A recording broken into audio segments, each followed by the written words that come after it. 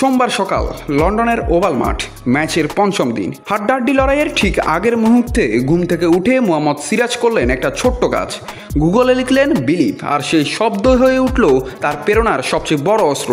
কারণ বিলিভ লেখা একটা ছবি যে দিয়েছেন নিজের মোবাইলের ওয়ালপেপারে, এতে সে ছবি হয়ে উঠল সিরাজের দিনের সঙ্গী। প্রতিবার মোবাইল খুললে চোখে পড়েছে বিলিভ। এতে করে নিজের উপর বিশ্বাস রেখেই তিনি নামলেন মাঠে ভারতের শেষ আশা হয়ে। সিরিজের শেষ ম্যাচের শেষ দিনে ইংল্যান্ডের দরকার মাত্র ৩৫ রান, ভারতের দরকার ৪ উইকেট। তৈরি নাটকের মঞ্চ, আর সেই নাটকের প্রধান চরিত্র হয়ে উঠলেন সিরাজ নিজেই। ধারাবাহিক লাইন লেন্থ, বুদ্ধিদীপ্ত ফেস ভেরিয়েশন আর অদম্য আত্মবিশ্বাসে উল্টে দিলেন ম্যাচের মোড়। ওভাল টেস্টের ম্যাচ সেরার পুরস্কার হাতে নিয়ে তেলেঙ্গানা পুলিশের ডিএসপি সিরাজ বলেন, আমি জানতাম কিছু একটা করে দেখাবো।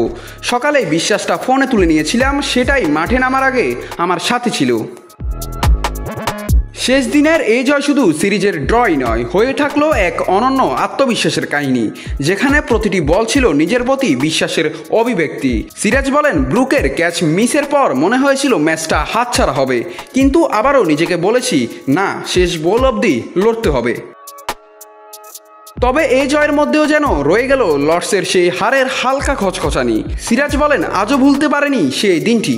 তখন জাদেজা ভাই বলেছিলেন, বাবার কথা ভাবো, সোজা ব্যাট চালাও, কিন্তু পারেনি। শেষমেশ সিরিজ ড্র হলেও ভারতের জয় হলো আত্মবিশ্বাসের। আর মোহাম্মদ সিরাজ, তিনি প্রমাণ করলেন একটি শব্দ, এক বিশ্বাস আর একদিনই যথেষ্ট চিত্রনাট্য বদলানোর জন্য।